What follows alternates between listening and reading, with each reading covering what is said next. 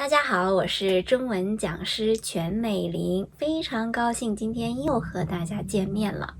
今天我想跟大家一起学习的内容是声调。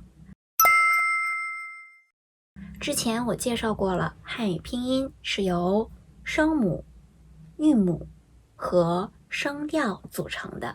那今天我们就重点看一下声调这一部分。声调呢，我想说非常重要，有多重要呢？我来给大家举一个例子。之前我们学过拼音、声母和韵母，是不是？那大家一起来看看这个音怎么读呢？西一西，夫乌夫，西夫，对不对？西夫。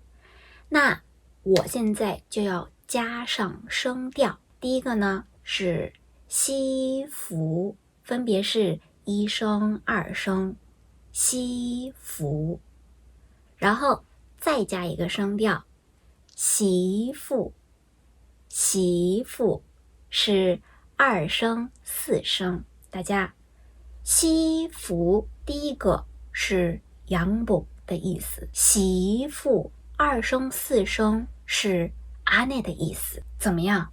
虽然他们的发音是一样的，但是声调不一样，那么他们的意思就完全不一样，真的是截然不同。所以说，如果你的发音不对，很有可能在交流的时候会出现问题。所以我想再强调一下声调的重要性。那有人就会问了，老师，声调这么重要，那到底难不难呢？我呢想非常负责任的告诉大家，一点儿也不难。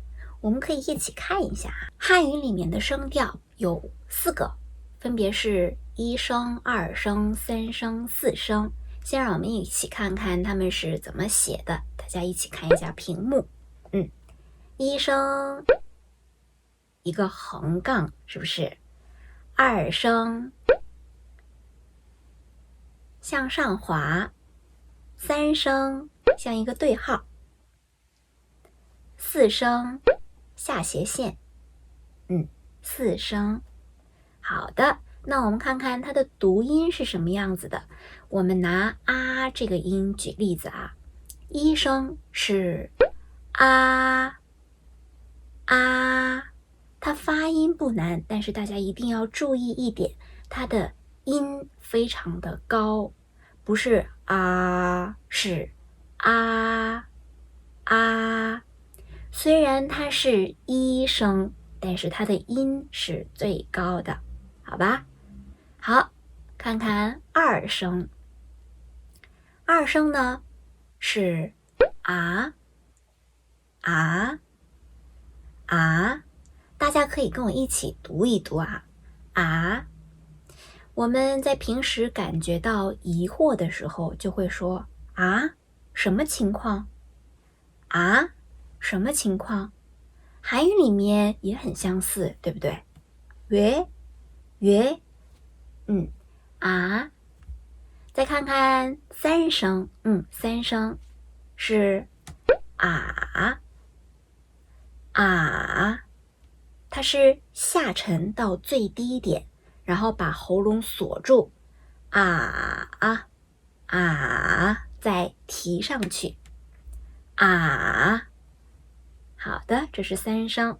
四声我们哪里疼的时候就会说对不对？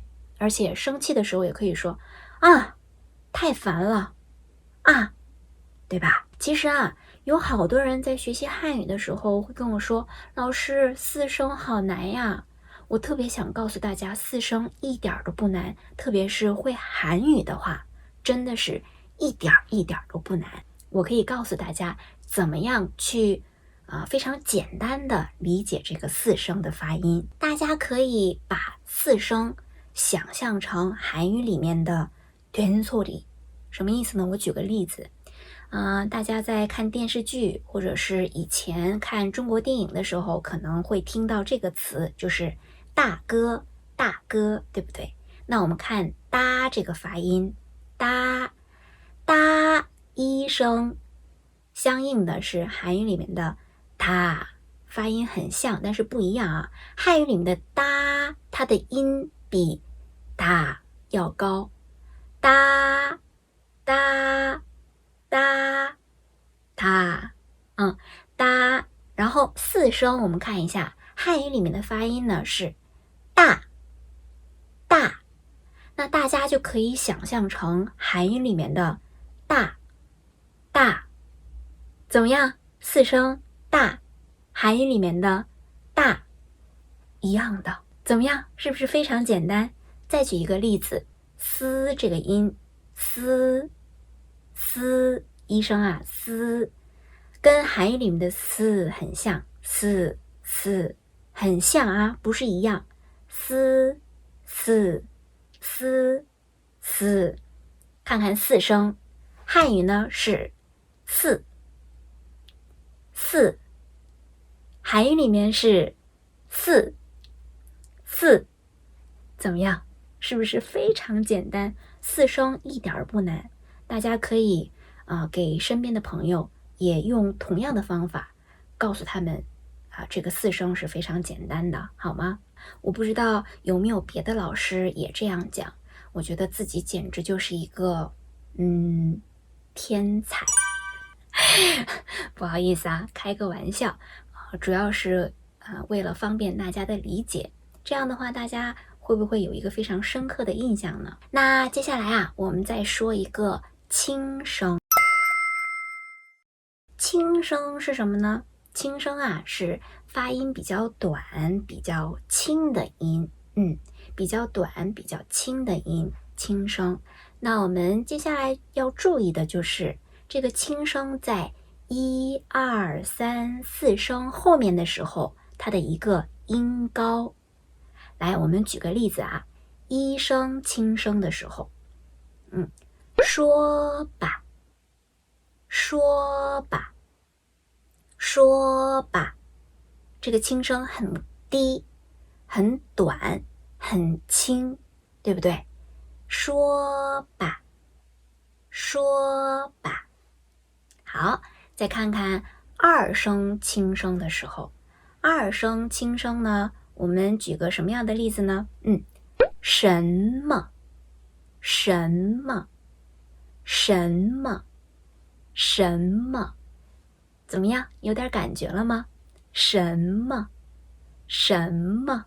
好，那接下来我们再看看三声轻声的时候，姥姥，姥姥，姥姥，姥姥，老下去之后，它这个轻声反而更高了，姥姥，姥姥，姥姥。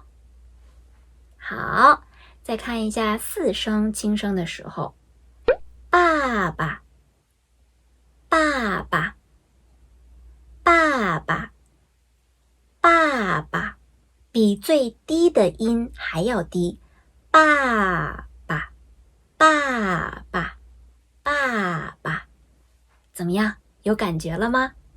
再来一遍啊！一声轻声，说吧，说吧，说吧，说吧，什么，什么，什么，姥姥，姥姥，姥姥，爸爸，爸爸，爸爸，怎么样？有点感觉了吗？汉语拼音不是很难吧？我觉得我说明的挺好的，不知道大家会不会这样想啊？那好，那我们今天的内容就到这里了，希望大家能够喜欢，我们下次再见吧。